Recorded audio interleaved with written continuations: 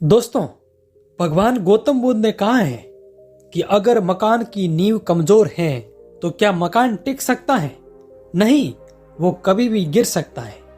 अगर हमें अपने मकान को सुरक्षित रखना है तो पहले हमें उसकी नींव को मजबूत करना होगा, क्योंकि जब तक उसकी नींव कमजोर रहेगी तब तक वो मकान टिक नहीं पाएगा।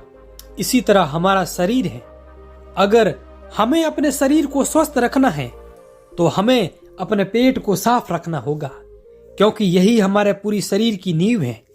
हमें हमारी आंतों को साफ रखना होगा, क्योंकि ये शरीर में बहुत सारे कार्य करती हैं। जैसे हमारे खाने को डाइजेस्ट से लेकर खाने में मौजूद न्यूट्रिएंट्स को ऑब्जर्व करने शरीर के हर अंग तक पहुंचाती हैं और खाने के अंदर मौजूद जहर को शरीर से बाहर निकालती है। शरीर में जितनी भी गंदगी जमा होगी उसकी सफाई करने का कार्य हमारे आंतों का ही होता है। अगर ये गंदी रहेगी तो हमारा शरीर बीमारियों से ग्रसित हो जाएगा। जब हम आंत ठीक प्रकार से कार्य नहीं कर सकती तो उसी की वजह से हमें कब्ज होती है, इंडाइजेशन होता है, एसिडिटी और गैस बनती है। बहुत सी भयंकर गंभीर बीमारियां हो जाती हैं, जैसे पाइल्स की problem, cancer, diabetes, arthritis, migraine, कील मुहासे, चेहरे पर झुर्रियां। जितनी भी बीमारियां होती हैं वो सभी बीमारियां हमारी आंतों में जमी गंदगी की वजह से होती हैं। तो आज इस वीडियो में हम जानेंगे कि किस तरह से हम अपनी आंतों में जमी गंदगी को एक दिन में साफ कर सकते हैं, जिससे हमें कभी कोई बीमारी हो ही नहीं सकती। आज इस कहानी में आपको ऐसे नियम बताएंगे जिनको अपनाकर आप अपने पेट की पूरी तरह सफाई कर सकते हैं। और अगर आप इन नियमों को अपने जीवन का हिस्सा बना लेते हैं तो आपका भविष्य में कभी कोई बीमारी नहीं होती। एक गुरु जो आयुर्वेद के बहुत बड़े ज्ञाता थे, वो अपना एक छोटा सा आश्रम बनाकर नदी के किनारे रहा करते थे। उनकी चर्चा नगर में फैली हुई थी और इसीलिए एक युवक उनसे आकर बोलता है कि हे गुरुदेव, मैंने आपके बारे में बहुत सुना है, आपके पास सभी समस्याओं का समाधान है, कृपा करके मेरी भी समस्या का समाधान कीजिए। युवक की बात सुनकर वो गुरु उस युवक से कहते हैं, तुम्हें क्या समस्या है बेटा? तब वो युवक उनसे कहता है, गुरुदेव, मेरे शरीर में अनेक बीमारियों ने घर कर लिया है। मैंने बहुत सारे वेदों के पास जाकर उपचार करवाया है, मैंने अपना बहुत सा धन खर्च किया है, लेकिन अभी तक मुझे राहत नहीं मिली। कृपया करके मुझे कोई ऐसा मार्ग बताइए जिससे मैं बिल्कुल स्वस्थ हो जाऊं और मेरे ज्यादा पैसे भी खर्च ना हो। युवक की पूरी बात सुनने के बाद वह गुरु उस युवक से कहते हैं कि बेटा, तुम्हारे अस्वस्थ रहने का कारण तुम्हारे शरीर में जमी हुई गंदगी है, और इस गंदगी की वजह से आप जो भी खाते हैं उससे आपके शरीर को पोषक तत्व नहीं मिल पाता, और शरीर में पोषक तत्वों की कमी होने से तुम्हारा शरीर कमजोर हो गया है, और इसी वजह से आपकी रोगों से लड़ने की जो क्षमता है वो भी कम हो गई है। फिर इससे आपका जो शरीर है उसमें बीमारियां घर कर लेती हैं। हमारे शरीर में सर्वप्रथम गंदगी 3 जगह पर जमा होती है। पहली आहार नाल में, दूसरी पेट में और तीसरी आंतों में। इन तीनों जगह यदि गंदगी ज्यादा समय तक बनी रहती है तो यह हमारे शरीर में फैलेगी और ये फिर किडनी में, फेफड़ों में और हृदय के आसपास भी जमने लगेगी। अंत में ये खून को गंदा कर देगी और खून के गंदा होते ही आपके शरीर में विभिन्न प्रकार की बीमारियां हो जाती हैं। इसीलिए इस गंदगी को साफ करना बहुत जरूरी है। हम जो खाते हैं उसी से गंदगी पैदा होती है। हम क्या खा रहे हैं इस पर ध्यान देने की जरूरत है। हम 2 तरह के खाद्य पदार्थ खाते हैं। पहला वो जो सीधा हमें प्रकृति से प्राप्त होता है, और दूसरा वो जिसे मानव से निर्मित किया जाता है। प्रकृति में प्राप्त फल और सब्जियां हैं, और मानव निर्मित रोटी, पिज्जा, बर्गर, चाउमीन जो कि हमें नुकसान पहुंचा सकते हैं। फिर गुरु उस युवक से कहते हैं कि बेटा, आयुर्वेद में बताया गया है कि जितना समय हमें अपने पेशाब को करने में लगता है उतना ही समय हमें अपने मल को पास करने में भी लगता है। लेकिन आजकल ऐसा नहीं होता है।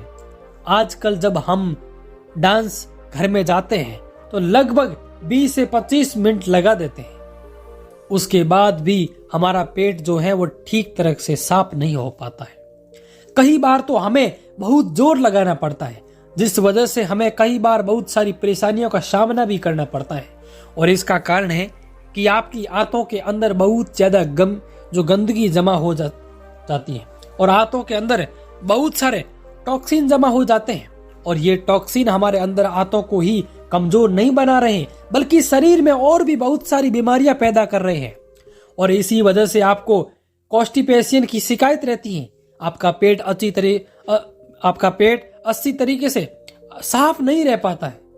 और इसके लिए आपको इस दिनचर्या को अपनाना होगा। अगर आप इस दिनचर्या का 7 दिन तक प्रयोग कर लेते हैं तो आपके शरीर के अंदर जितनी भी पुराने से पुराने गंदगी जमा हो चुकी है वह पूरी की पूरी साफ हो जाएगी।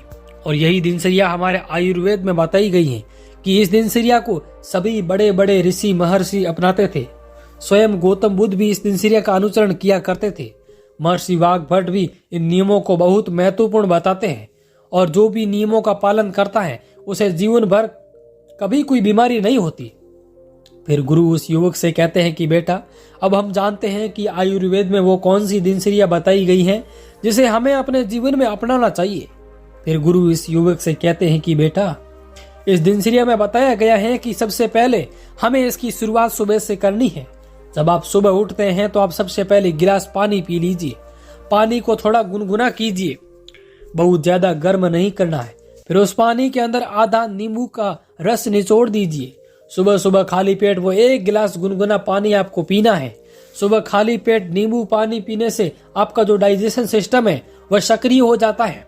उसमें गैस्ट्रिक जूस अच्छी तरह से रिलीज होते हैं और आपके शरीर के अंदर जितने भी टॉक्सिन होते हैं वो बाहर आने लगते हैं। और इस वजह से आपकी पाचन क्रिया जो है वो सारे दिन बहुत बढ़िया रहती है, सुपरस्टार रहती है। आपका शरीर हल्का हल्का महसूस होता है। जो भी आप खाते हैं वो आपको अच्छे तरीके से हजम हो जाता है। दरअसल नींबू में विटामिन सी होता है और ये मेटाबॉलिज्म को बढ़ाता है और शरीर में जमा गंदगी को मल के साथ बाहर निकालने में मदद करता है। और इस नींबू पानी को पीने के बाद आपको आधे घंटे और कुछ भी खाना पीना नहीं है। और इस आधे घंटे के दौरान आप घूम सकते हैं, योग कर सकते हैं या कोई एक्सरसाइज कर सकते हैं। और आधा घंटे के बाद आपको एलोवेरा का जूस पीना है। अगर आपके घर पर एलोवेरा का पौधा नहीं है तो आप एलोवेरा का पौधा अवश्य लगाएं, क्योंकि ये आपके लिए बहुत ही जरूरी है। लेकिन अगर आपके घर में एलोवेरा का पौधा नहीं है तो कहीं से एलोवेरा की फ्रेश पत्तियां तोड़कर लाइए और उस एलोवेरा को एक पत्ती को लीजिए और उसे बीच से कट करके उसका जेल निकाल लीजिए और इसके बाद 1 गिलास में उस जेल को डाल दीजिए और उसका सेवन कीजिए। एलोवेरा का जेल खाने से आपके शरीर के अंदर जितने भी जहर होते हैं वह खत्म होना शुरू हो जाते हैं, क्योंकि एलोवेरा पोषक तत्वों से भरपूर होता है जो कई स्वास्थ्य परेशानियों को दूर करने में मददगार साबित होता है। इसमें विटामिन ए, विटामिन सी और विटामिन ई के साथ कैल्शियम, पोटेशियम और मैग्नीशियम जैसे जरूरी पोषक तत्व पाए जाते हैं। और ये एंटीऑक्सीडेंट से भरपूर होते हैं जो फ्री रेडिकल्स से लड़ने में आपकी मदद करता है। दरअसल फ्री रेडिकल्स शरीर के सेल्स को नुकसान पहुंचाने का काम करते हैं और एलोवेरा में एंजाइम होते हैं जो भोजन को तोड़ने और पोषक तत्वों के ऑब्जर्वेशन में सुधार करने में मदद करते हैं। एलोवेरा ह्यूमन सिस्टम को बढ़ावा देते हैं। एलोवेरा में जो कॉम्प्लेक्स शुगर होता है इनमें ह्यूमन सिस्टम को बूस्ट करने वाले गुण होते हैं जो व्हाइट ब्लड सेल्स के उत्पादन को बढ़ावा देने में मदद करते हैं, जो इन्फेक्शन और बीमारियों से लड़ने के लिए बहुत जरूरी है। एलोवेरा का जेल लेने के बाद आपको आधे घंटे तक कुछ भी खाना पीना नहीं है और आप उस आधे घंटे में कुछ और कर सकते हैं, जैसे आप नहा सकते हैं, फ्रेश हो सकते हैं। नहा धोकर फ्रेश होने के बाद आपको नाश्ता करना है। नाश्ते में आपको ताजा फल खाने हैं जो आपको सीधे प्रकृति से प्राप्त होते हैं। आपको एक बड़ी सी कटोरी लेनी है और उसके अंदर ताजा फल काट लेने हैं और 1 कटोरी पूरी भरकर आपको फलों का सेवन करना है। और 1 कटोरी फल के साथ आपको 1 कटोरी दलिया का भी इस्तेमाल करना है। सुबह सुबह जब हम ताजा फल खाते हैं तो इससे हमारे शरीर को बहुत ही अच्छा न्यूट्रिएंट्स मिलता है, विटामिन मिलते हैं, मिनरल्स मिलते हैं और बहुत सारे न्यूट्रिएंट्स मिलते हैं जो कि हमारे शरीर को ऊर्जा प्रदान करते हैं। और फलों के अंदर बहुत ही ज्यादा फाइबर होता है और इस फाइबर का बहुत ज्यादा फायदा हमारे शरीर को होता है, जिससे हमारी आंतों को साफ करने में बहुत ज्यादा मदद मिलती है। लेकिन आपको एक बात का ध्यान रखना है, आपको नाश्ते में कभी भी चाय या कॉफी का सेवन नहीं करना है, क्योंकि बहुत सारे ऐसे लोग हैं जो अक्सर नाश्ते में सुबह चाय या कॉफी ना लेते तो उनको शरीर या सिर दर्द होने लगता है। चाय पिए बिना वो फ्रेश भी नहीं हो पाते हैं। बहुत सारे लोग ऐसे भी होते हैं जो सुबह बिस्तर में है, उठने के बाद पानी भी नहीं पीते हैं और सीधा चाय पीते हैं। यह उनके स्वास्थ्य के लिए बहुत हानिकारक है। सभी चाय की आदी हो चुके हैं, लेकिन आपको चाय और कॉफी का सेवन नहीं करना है। अब आपको नाश्ते के बाद दोपहर का भोजन करना है। जब आप दोपहर का भोजन खाते हैं तो उसके आधे घंटे पहले आपको एक कटोरी भरकर सब्जियां और फलों का इस्तेमाल करना है। एक कटोरी भरकर आपको फल और सब्जियां खा लेनी है और इसके बाद आपको अपने दोपहर का भोजन करना है। दोपहर के भोजन में आपको गेहूं की रोटी नहीं लेनी है, क्योंकि हमारे यहाँ पर सभी लोग गेहूं की रोटी ही खाते हैं, लेकिन आपको उसकी जगह मिक्स वाली रोटी लेनी है। यानी कि जिस आटे से आप रोटी बनाते हैं वो आटा केवल गेहूं का नहीं होना चाहिए। उस आटे में थोड़ा सा आटा आप चने का मिला दीजिए, थोड़ा सा आटा आप जौ का मिला दीजिए, थोड़ा सा आटा आप रागी का और थोड़ा सा आटा आप बाजरे का मिला दीजिए। और इस तरह से इन सारे आटों को इकट्ठा करके रोटी बनाइए और इस रोटी का इस्तेमाल आप कीजिए। मिक्सर आटे की रोटी आपको बहुत ही ज्यादा फायदा करती है, क्योंकि ये रोटी आपके हाथों के अंदर जाकर हम आटे के अंदर मिलाते हैं, वो हमारे शरीर को डिटॉक्स करती है, क्योंकि इनके अंदर कैलोरी कम होती है और फाइबर ज्यादा होता है, इसलिए हमारे शरीर को फायदा भी ज्यादा होता है। और जो आप गेहूं की साधारण रोटी खाते हैं वो आपकी हाथों के अंदर जाकर चिपक जाती है और अच्छे से हजम नहीं होती है, इसलिए आपको मिक्सर रोटी लेनी है। और इसके साथ आपको कोई भी एक साधारण सब्जी लेनी है और एक कटोरी दाल लेनी है और थोड़े से चावल का भी आपको इस्तेमाल कर लेना है। यह आपके दोपहर का भोजन है और ये सारी चीजें आपको पेट भर के न्यूट्रिएंट्स देती हैं। इससे आपको कोई नुकसान भी नहीं होता है। इसके बाद आपको शाम ढलने से पहले जो भी फल और जो सब्जियां आपको पसंद है और एक कटोरी भरकर काट कर उसको खा लेना है। फिर सूर्य ढलने से पहले आपको भोजन कर लेना है। रात के खाने के अंदर आपको बहुत ज्यादा खाना नहीं खाना है, आपको बहुत ही हल्का खाना खाना है। जितना आप कम खाओगे उतना ही अच्छा आपके लिए रहेगा। अगर आप 4 रोटी खाते हैं तो आप 2 ही रोटी खाइए, और अगर आप 2 रोटी खाते हैं तो आप 1 ही रोटी खाइए।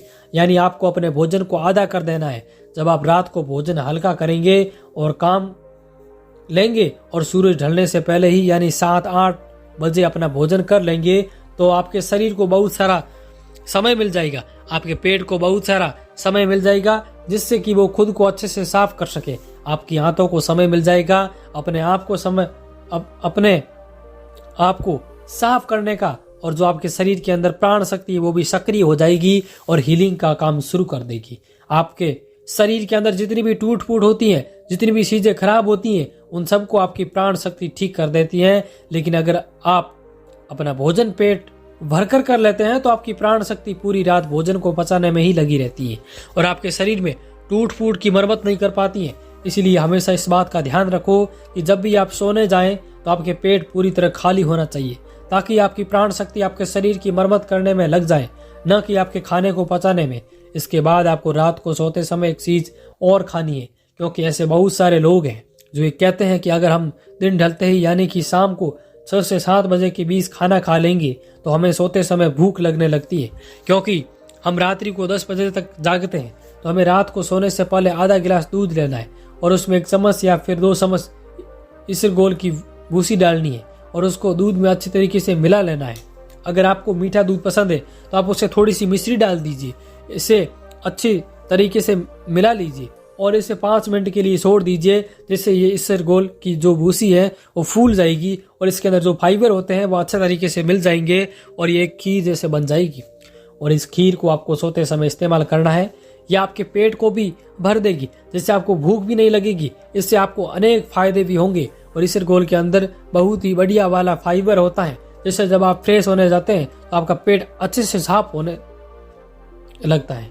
इसके साथ साथ इसबगोल आपके कोलेस्ट्रॉल को भी कम करता है और आपके ब्लड शुगर को भी नियंत्रण में रखता है और आपके शरीर के अंदर जो एक्स्ट्रा फैट है उसको भी कम करता है और इससे रात को आपको भूख भी नहीं लगती है। इसबगोल के अंदर कैलोरी ना के बराबर होती है, इसीलिए अगर रात को सोते समय आप इसका इस्तेमाल करते हैं तो इससे आपको कोई भी दिक्कत नहीं होती है, कोई नुकसान नहीं होता है। इसके बाद बुद्ध कहते हैं कि अगर आप ये नियम अपनाते हैं तो 7 दिन से 10 दिन के अंदर आपके शरीर की सारी सारी गंदगी साफ हो जाएगी और वो साफ हो जाती है। और जितनी भी आपको अलग अलग तरह की बीमारियां होती हैं वो कभी नहीं होगी। आपको भी पेट से संबंधित कोई भी रोग नहीं होगा। आपका पाचन तंत्र जो है वो मजबूत होगा, खाया पिया आपको हजम होगा, गैस और एसिडिटी की शिकायत आपको कभी नहीं होगी और आपको जो कब्ज है वो भी आपकी बिल्कुल खत्म हो जाएगी। इस वीडियो को देखने के लिए आपका बहुत बहुत धन्यवाद। प्लीज चैनल पर फर्स्ट बार है तो चैनल को सब्सक्राइब कर दीजिए और बेल आइकन पर प्रेस कर दीजिए ताकि आने वाले वीडियो का नोटिफिकेशन आपको सबसे पहले आप तक पहुंच पाए। तो दोस्तों मिलते हैं ऐसे ही स्वास्थ्य संबंधी जानकारी में अगले वीडियो में। तब तक के लिए बने रहिए। जय भारत, जय हिंद।